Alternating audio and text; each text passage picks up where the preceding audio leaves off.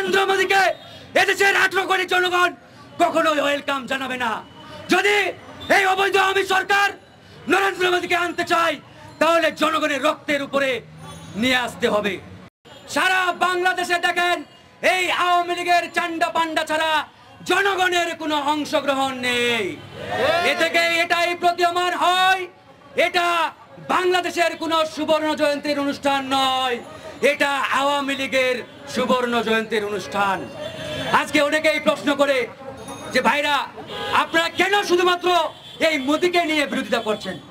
আজকে দেখেন এই অনুষ্ঠানে দক্ষিণ এশিয়ার আরো 6-7টি দেশের প্রধানমন্ত্রী রাষ্ট্রপতিরা আসবেন, তাদের নিয়ে আমাদের কোনো মাথা ব্যথা নেই। কেন মাথা ব্যথা নেই? কারণ এই বাংলাদেশের অভ্যন্তরীণ ইস্যুতে অন্য কোন দেশ এখন পর্যন্ত নাক গলায় নাই। শুধুমাত্র এই ভারত নামক কসাই দেশটি শুরু থেকে এখন পর্যন্ত প্রত্যেকটি বিষয়ে হস্তক্ষেপ করে যাচ্ছে। তাই আমরা বলতে চাই আমাদের ভারতের সাথে কোনো শত্রুতা নেই, ভারতের জনগণের সাথে আমাদের কোনো শত্রুতা নেই। আমাদের অবস্থান পরিষ্কার। আমরা বলেছি নরেন্দ্র মোদীকে এদেশের 18 কোটি জনগণ কখনোই ওয়েলকাম জানাবে না। যদি এই অবৈধ আওয়ামী সরকার নরেন্দ্র মোদীকে আনতে চায় তাহলে জনগণের রক্তের উপরে নিয়ে আসতে হবে। আমরা রক্ত দিতে আবারও প্রস্তুত রয়েছি। মমতা ব্যানার্জি আসবে, শ্রীলঙ্কার প্রধানমন্ত্রী এসেছে, মালদ্বীপের প্রেসিডেন্ট এসেছে, নেপালের প্রধানমন্ত্রী এসেছে। আমাদের কোনো মাথা ব্যথা নেই, আমাদের কোনো আপত্তি নেই। কিন্তু যেই ব্যক্তির হাতে আমার বোন ফেলানির লাশের গন্ধ এখনো লেগে রয়েছে, যে ব্যক্তির হাতে গত 10টি বছরে সীমান্তে 1236 জন মানুষকে গুলি করে হত্যা করা হয়েছে, যে ব্যক্তির হাতে আমার এই তিস্তা সমস্যা এখন পর্যন্ত ঝুলে রয়েছে, যে ব্যক্তির হাতে আমার এই রোহিঙ্গা সমস্যা এখন পর্যন্ত ঝুলে রয়েছে, বিন্দু পরিমাণ সমর্থন করে নাই, এই ব্যক্তিকে বাংলাদেশের জনগণ কেন বাংলাদেশের কাক পক্ষীও ওয়েলকাম জানাবে না, জানাবে না, জানাবে না। বন্ধুগণ, আজকে আমরা বলতে চাই এই কসাই মোদীর বিরুদ্ধে বাংলাদেশের মানুষকে যদি 1971 সালের মতো আবারও রক্ত দিতে হয়, এই বাংলাদেশ ছাত্র অধিকার পরিষদ, বাংলাদেশ যুব অধিকার পরিষদ 1971 সালের মতো আবারও রাজপথে রক্ত দেবে। তবুও নরেন্দ্র মোদীর মতো একজন কসাইকে এই বাংলাদেশে ওয়েলকাম জানানো হবে না। আজকে আমরা বলতে চাই এখানে আমাদের সংখ্যায় অনেক কম হতে পারে, তবে স্পষ্ট জেনে রাখুন এই সংখ্যায় কম মানুষগুলোর শরীরে বুলেটের মতো ইস্পাত কঠিন প্রতিবাদ করার মতো সাহস রয়েছে। আপনার সংখ্যায় হাজার হাজার হতে পারেন, এই 100 জন মানুষ নিয়ে বুলেটের মতো রাজপথে প্রতিবাদের আগুন জ্বলবে। সুতরাং যদি কোনোভাবে এই ছাত্র যুবদের অধিকার পরিষদের উপরে হামলা মামলা চালানো হয় কিংবা কোনোভাবে আঘাত আসে, আমি স্পষ্টভাবে বলতে চাই আপনাদের এই দেশীয় হকি স্টিক বন্দুকের আঘাতে ছাত্র অধিকার পরিষদ পিছিয়ে হটানোর সংগঠন নয়। প্রয়োজনে আবারও রক্ত দেব, প্রয়োজনে আবারও যুদ্ধে দেব, তবু এই সন্ত্রাসীদের বিরুদ্ধে সংগ্রাম অব্যাহত থাকবে।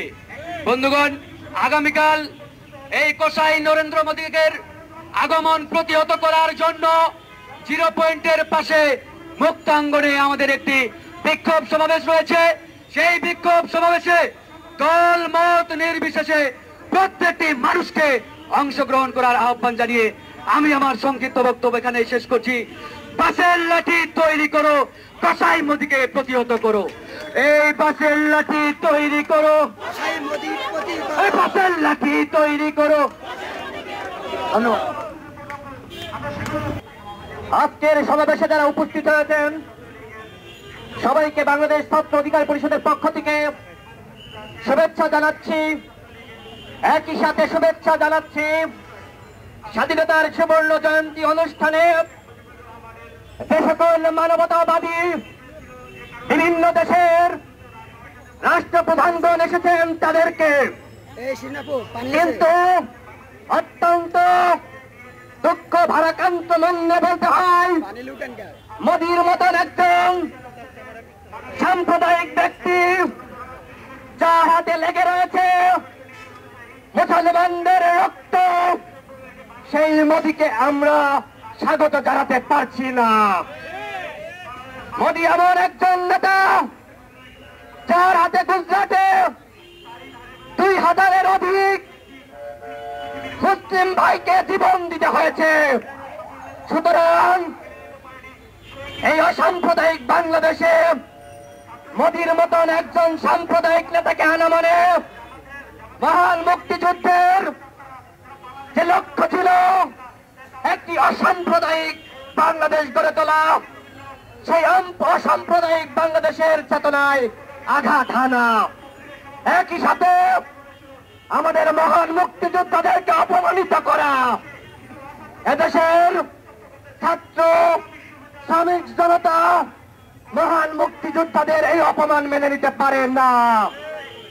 আমাদের অসাম্প্রদায়িক চেতনায় যে আঘাত করা হচ্ছে, মোদির মতন সাম্প্রদায়িক নেতাকে বাংলাদেশে এনে বাংলাদেশের সাম্প্রদায়িক সম্প্রীতি বিনষ্টের অপচেষ্টা করা হচ্ছে, সেটি আমরা হতে দিতে পারি না।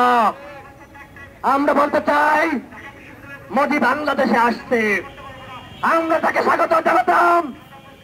তিনি যদি ভারতের মানুষের কাছে ক্ষমা চেতেন, তিনি যদি সীমান্তে হত্যা করার জন্য, বাংলাদেশের ভাইদেরকে হত্যা করার জন্য এদেশের মানুষের কাছে ক্ষমা চেতেন, তিনি যদি তিস্তার যে চুক্তি সেই চুক্তি বাস্তবায়ন করতেন, তিনি যদি